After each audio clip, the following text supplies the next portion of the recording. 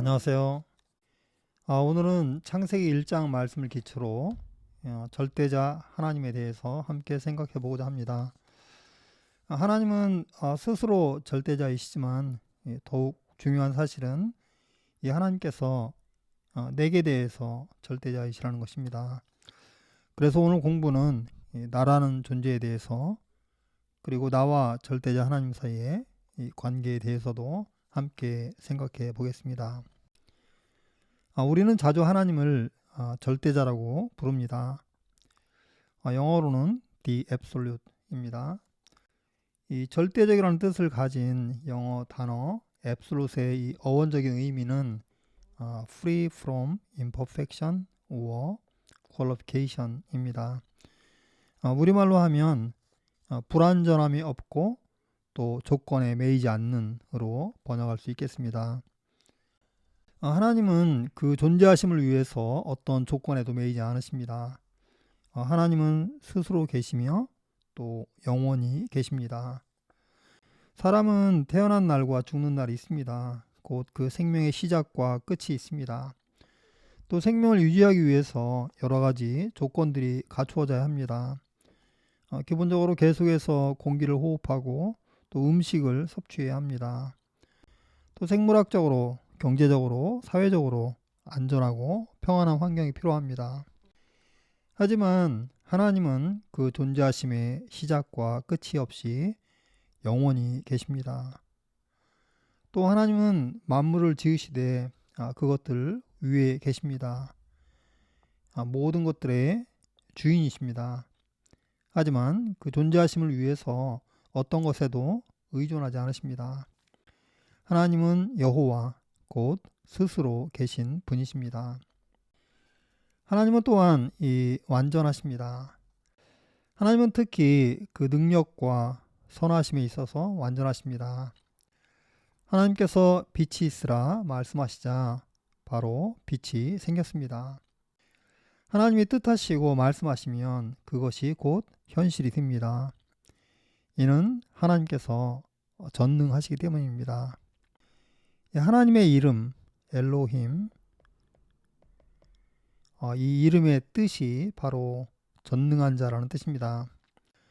그리고 그 능력은 끝이 없습니다. 어떤 존재도, 어떤 불가능도, 어떤 어려움도 이 전능하신 하나님을 대적하거나 그 뜻을 거스르거나 그 하시는 일을 막을 수가 없습니다. 오직 하나님의 뜻과 그 말씀이 있을 뿐입니다. 하나님은 또한 선하십니다. 하나님께서 만드신 그 빛이 하나님의 보시기에 좋았더라 말씀합니다. 이는 하나님께서 하시는 모든 일이 선하심을 보여줍니다. 하나님은 의로우시며 거룩하시며 영광스러우십니다. 하나님의 의로우심과 거룩하심과 영광스러우심은 어떤 결함도 없이 완전합니다. 그래서 하나님은 모든 것들을 판단하시지만 아무에게도 판단받지 않으십니다. 또 우리는 이런 하나님의 선하심을 믿고 나를 맡길 수 있고 또 하나님의 뜻에 순종할 수 있고 또 그 영광 보기를 소망할 수 있습니다. 절대적이라는 말에 또 다른 뜻이 있습니다. 그것은 not relative to, 곧 상대적이 아니며 비교되지 않는다는 말입니다. 이 의미에 따른 또 다른 절대자가 있습니다. 그것은 바로 나입니다. 나라는 존재는 그 존재의 가치와 의미에 있어서 절대적입니다. 나는 이 삼라만상의 중심에 있습니다. 곧 주인공입니다. 나라는 존재는 말할 수 없이 신비로운 존재입니다. 심지어 하나님보다도 더 신비로운 존재라고 할 수 있습니다. 왜냐하면 나라는 존재가 없다면 하나님도 존재하실 수가 없기 때문입니다. 오직 내가 있으므로 다른 모든 것들이 존재할 수 있습니다. 그리고 어떤 것이 가치 있거나 의미 있다고 하는 것은 곧 나에게 그렇다는 것입니다. 내가 존재하지 않고서는 어떤 것도 무의미합니다. 그런 의미에서 이 나라는 존재의 가치와 의미는 절대적입니다. 예수님께서도 말씀하시기를 사람이 만일 온 천하를 얻고도 제 목숨을 잃으면 무엇이 유익하리요? 사람이 무엇을 주고 제 목숨을 바꾸겠느냐? 이렇게 말씀하십니다. 여기서 이 목숨은 단순히 생물학적인 생명이 아닙니다. 영어 성경에는 이것을 라이프 또는 이 soul로 번역합니다. 곧 내 영혼, 곧 나 자신입니다. 예수님께서는 나의 가치를 이 천하와 비교합니다. 그리고 그것이 무엇을 주고도 바꿀 수 없을 만큼 소중하다고 강조하십니다. 하나님께서 나를 어떻게 생각하시는지에 대한 이 성경 말씀들은 우리의 상상을 초월합니다. 하나님께서는 나를 위해 자기 아들을 아끼지 아니하시고 내어주셨습니다. 만일 제가 제 자신과 제 아이들의 생명들 중 하나를 선택해야 한다면 아마도 저는 이 자신을 희생하고 아이들의 생명을 선택할 것입니다. 하나님께서도 같은 마음일 것입니다. 그런데 하나님께서 나를 위해 자기 아들을 주셨습니다. 이것은 하나님께서 심지어 가장 소중한 자기 아들보다 나를 더 소중히 여기신다는 말입니다. 도저히 믿기지 않지만 이것이 바로 성경이 증거하는 나에 대한 하나님의 사랑입니다. 하나님께서는 또 우리 각자를 가리켜 너희는 신이라 하십니다. 이 말씀은 예수님께서 요한복음 10장에 인용한 말씀입니다. 예수님께서 나와 아버지는 하나이니라 이렇게 말씀하시자 이를 들은 유대인들은 예수님께서 자신을 하나님이라고 한다면서 주님을 돌로 치려고 했습니다. 이 예수님께서 유대인들에게 이 시편 말씀을 들려주셨습니다. 시편 82편 6절에 하나님께서 말씀하시기를 너희는 신들이며 다 지존자의 아들들이라 이렇게 말씀하십니다. 사람은 본래 이 신과 같은 존재이며 지존자 곧 하나님의 자녀들입니다. 심지어 사람은 천사보다 더 귀합니다. 고린도전서 6장 3절에 사도 바울이 말씀하기를 우리가 천사를 판단할 줄을 너희가 알지 못하느냐? 또 히브리서 1장 14절은 모든 천사들이 부리는 영으로서 구원 얻을 후사들을 위하여 섬기려고 보냄을 받았다고 합니다.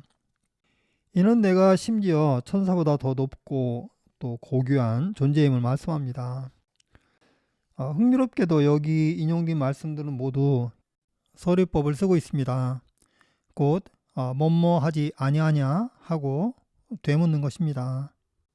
이 수사법은 쉽게 판단할 수 있는 사실을 이 질문 형식으로 말함으로써 듣는 사람이 스스로 판단하도록 맡기는 것입니다. 이는 이 말씀들이 얼마나 확고하며 또 분명한 진리인지를 강조합니다. 두 명의 절대자가 있습니다. 그것은 바로 하나님과 나입니다. 하지만 우리는 자주 이 세상에 마음을 빼앗깁니다. 그 결과 이 주인공 자리를 잃고 세상의 언저리에서 주변인으로 살아갑니다. 이 과정에서 절대자 하나님은 내게서 멀어집니다. 그리고 잊혀집니다. 우리는 생각하기를 내가 세상에서 성공하면 스스로 주인이 되고 또 주인공이 될 것이라고 믿습니다. 그래서 늘 이 귀하고 화려한 것이 가득 쌓여 있는 이 세상을 올려보면서 그 주위를 서성거립니다. 이 세상을 부러워합니다. 하지만 세상은 어느 누구도 주인이나 주인공으로 만들지 않습니다. 그냥 그런 거짓된 소망으로 사람들을 속일 뿐입니다. 세상은 사람을 욕심의 종, 죄의 종으로 만듭니다. 그리고 주인공이기는커녕 평생 욕심에 이끌려서 세상을 방황하며 이 공허함과 허무함에 시달려야 합니다. 이것은 세상에서 가장 성공한 사람이라도 피할 수 없는 운명입니다. 또 내가 세상을 부러워하며 세상의 마음을 빼앗기는 동안 하나님은 멀어지고 잊혀집니다. 진정한 절대자이시며 나의 주인이시는 하나님께서 이제 내 삶에 있으나마나한 희미한 존재가 되어버립니다. 하나님께서는 이렇게 방황하는 나를 위해 어떤 일을 하십니다. 그것은 모든 것을 용광로 안에 넣고 거센 불로 끓이고 태우는 것입니다. 그러면 이 불 속에서 이 중요하지 않은 것들, 상대적인 것들, 일시적인 것들, 거짓된 것들은 다 타거나 증발해서 없어지고 오직 절대적인 것, 영원한 것, 실제하는 것만 남습니다. 그것이 바로 하나님과 나입니다. 베드로는 예수님의 제자였지만 늘 세상을 부러워하고 동경했습니다. 그는 예수님께서 이스라엘의 왕이 되시면 그가 원하는 모든 것을 손에 넣을 것으로 기대했습니다. 그런데 예수님께서 십자가에 못 박혀 돌아가셨습니다. 예수님의 죽으심과 함께 베드로의 꿈도 모두 물거품이 되고 말았습니다. 예수님의 십자가 고난을 통해서 주님과 베드로가 함께 용광로에 뜨거운 시련을 당한 것입니다. 예수님께서 이 고난을 이기시고 부활하셨습니다. 그리고 부활하신 예수님께서 베드로에게 물으셨습니다. 요한의 아들 시몬아, 네가 이 사람들보다 나를 더 사랑하느냐? 여기서 이 사람들은 these, 곧 이것들이라고 번역할 수 있습니다. 이것들은 이 베드로가 이제까지 사랑하던 모든 것들을 말합니다. 세상이라고 봐도 무방할 것입니다. 예수님께서는 이 베드로와 예수님 사이에 이것들, 그 세상을 제거하십니다. 그리고 이제 오직 예수님과 베드로, 곧 나와 너만 남아있음을 말씀하십니다. 그리고 네가 나를 사랑하느냐 이렇게 물으십니다. 이것이 베드로가 대답해야 할 가장 중요한 질문입니다. 그리고 우리 각자가 대답해야 할 질문입니다. 오직 하나님과 내가 절대적인 존재입니다. 하나님께서는 하나님과 나 사이에 있는 모든 불순물들을 다 제거하시고 깨끗게 하십니다. 그리고 하나님과 내가 이제 주인과 주인공이 되어서 새로운 시작을 하십니다. 사실 매일 이 일을 반복하십니다. 예수님께서 베드로에게 내 어린 양을 먹이라 말씀하셨습니다. 베드로가 이 세상을 사는 이유는 그곳에 예수님의 양들이 있기 때문입니다. 세상은 이 광야와 같습니다. 그곳에는 내가 부러워하거나 동경할 만한 것이 전혀 없습니다. 다만 내가 섬겨야 할 하나님의 영혼들이 있을 뿐입니다. 내 가족, 내 친구들, 내 이웃들, 내 직장 동료들, 또 내가 만나는 모든 사람들이 다 내가 기도하고 섬기고 또 먹일 예수님의 양들입니다. 그들을 위해서 내가 이 세상에 머물고 있는 것입니다. 하나님과 나는 두 절대적인 존재입니다. 그리고 이 둘 사이의 관계는 이 절대적인 관계입니다. 둘 사이의 관계가 절대적인 이유는 이 둘이 결코 서로 떨어질 수 없기 때문입니다. 이 관계는 이 태양과 지구의 관계로 비유될 수 있습니다. 태양과 지구는 물리적으로 떨어져 있지만 서로 연결되어 있습니다. 지구는 태양에 붙들려서 그 주위를 돌면서 그 빛과 열을 받아 생태계를 유지합니다. 만일 지구가 태양에 붙들려 있는 이 관계를 싫어하고 궤도를 벗어난다면 그 즉시로 이 지구상의 생태계는 파괴되고 또 지구는 우주의 어둠 속을 떠도는 흙덩이에 불과할 것입니다. 이 지구가 아름다운 생태계를 유지하면서 그 안에 수없이 많은 생명들을 품을 수 있는 것은 그것이 이 태양과 연결되어 있기 때문입니다. 이런 의미에서 태양과 지구는 서로 떨어져 있는 것이 아닙니다. 보기에 떨어져 있을 뿐 사실은 하나입니다. 하나님과 나의 관계도 마찬가지입니다. 나는 절대적인 가치를 가진 존재입니다. 하지만 이 가치는 오직 하나님 안에서만 유효합니다. 오직 하나님께서 인정하시는 가치입니다. 내가 하나님을 떠날 때 나는 이 나의 절대적인 가치를 잃고 한낱 흙덩이로 전락하게 됩니다. 태양이 지구를 붙들고 그 빛과 열을 선물하듯이 하나님께서도 나에게 온갖 좋은 것들을 쏟아 부으십니다. 하나님의 사랑, 하나님의 생명, 하나님의 능력, 하나님의 의로우심, 하나님의 선하심, 하나님의 지혜, 하나님의 평안 등 나의 절대적인 가치에 걸맞는 온갖 좋은 것들이 하나님께로부터 내게 임하고 나를 옷 입힙니다. 하나님과 나는 한 몸입니다. 이 나의 나 됨은 오직 하나님께서 내 안에 계시며 또 내가 하나님 안에 있기 때문입니다. 하나님과 나 사이의 관계는 또 다른 의미에서 절대적입니다. 베드로는 예수님께 이 사람은 어떻게 되겠삼나이까 하고 물었습니다. 여기서 이 사람이란 예수의 사랑하시는 그 제자, 그리고 만찬석에서 예수님의 품에 의지하여 주여 주를 파는 자가 누구오니까 이렇게 묻던 자입니다. 그는 예수님의 12 제자 중 하나인 요한입니다. 베드로는 요한을 가리키며 예수님께 주여 이 사람은 어떻게 되겠습니까? 하고 물었습니다. 예수님께서는 베드로의 질문에 내가 올 때까지 그를 머물게 할지라도 네게 무슨 상관이냐? 너는 나를 따르라. 이렇게 말씀하십니다. 베드로는 왜 요한이 어떻게 될 것인지를 궁금해했을까요? 여러 가지 감정이 섞여 있을 것입니다. 경쟁심, 시기심도 있을 것이고 혹시 나만 고생하는 게 아닌가 하는 피해의식도 있을 것입니다. 하지만 예수님께서는 그게 너와 무슨 상관이냐? 너는 나를 따르라 하십니다. 베드로가 관심을 가져야 할 유일한 것은 그와 예수님 사이의 관계입니다. 예수님과 요한의 관계가 어떠하든 그가 상관할 일이 전혀 아닙니다. 그가 할 일은 오직 예수님을 바라보고 또 예수님을 따르는 것입니다.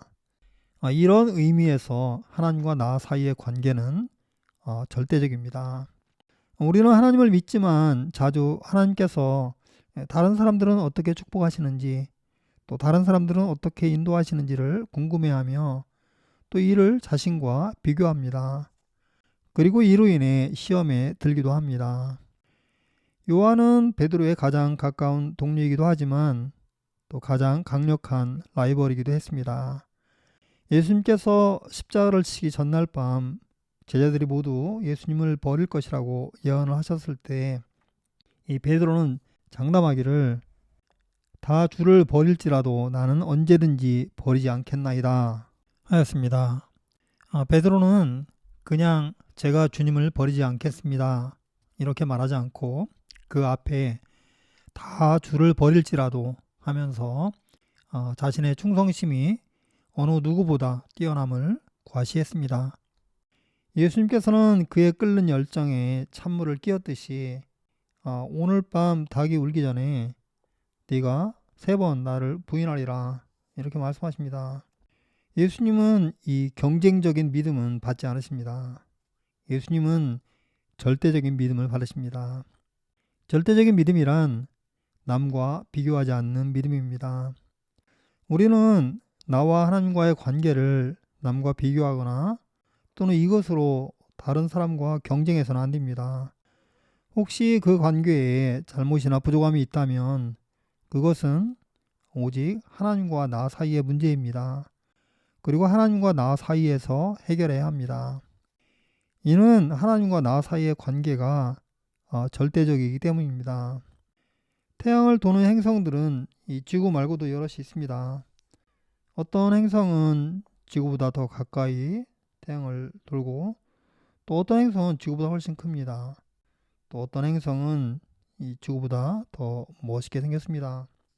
하지만 지구는 태양과의 관계에서 자신이 지켜야 할 이 최적의 자리가 있습니다. 우리 각자도 나와 하나님 사이의 관계에서 하나님께서 내게 주신 이 최적의 자리가 있습니다. 이곳이 내게는 세상의 중심입니다. 이 자리에서 하나님을 믿고 하나님을 따르며 하나님의 은혜를 입으며 하나님의 축복을 받는 것입니다. 하나님과 나 사이의 관계는 어느 누구와도 비교할 수 없으며 또 비교해서도 안 되는 절대적인 관계입니다. 오직 하나님과 내가 있을 뿐입니다. 하나님께서는 나를 온 우주와도 바꿀 수 없이 가치 있고 의미 있는 이 절대적인 존재로 지으셨습니다. 또한 절대적 하나님께서 친히 내 아버지가 되셔서 내 인생을 축복하시고 또 인도하십니다. 나로 주인공의 삶을 살게 하십니다. 그럼에도 불구하고 우리는 자주 부족함을 느끼고 또 여러 문제들로 인해 고민합니다. 이때 우리는 둘 중 하나를 선택할 수 있습니다. 하나님께 나아가 감사하며 기도하거나 혹은 욕심과 시기심에 이끌려서 세상을 기웃거릴 수가 있습니다. 이 감사와 기도는 내 영혼이 하나님을 향하여 날아가는 이 날개와 같습니다. 반대로 욕심과 시기심은 나를 세상에 묶어두는 이 족쇄와 같습니다. 내 영혼을 가두고 무겁게 짓누릅니다. 나는 오직 이 절대자 하나님 안에서만 진정한 나, 곧 창조주 하나님께서 지으시고 기뻐하시고 또 영원롭게 하시는 그 사람이 됩니다. 내가 매일 세상에 대한 욕심과 시기심으로부터 나를 자유롭게 하며 기도와 감사로 하나님을 향해 날아가는 이 건강하고 자유롭고 또 아름다운 삶을 살기를 간절히 기도합니다. 감사합니다.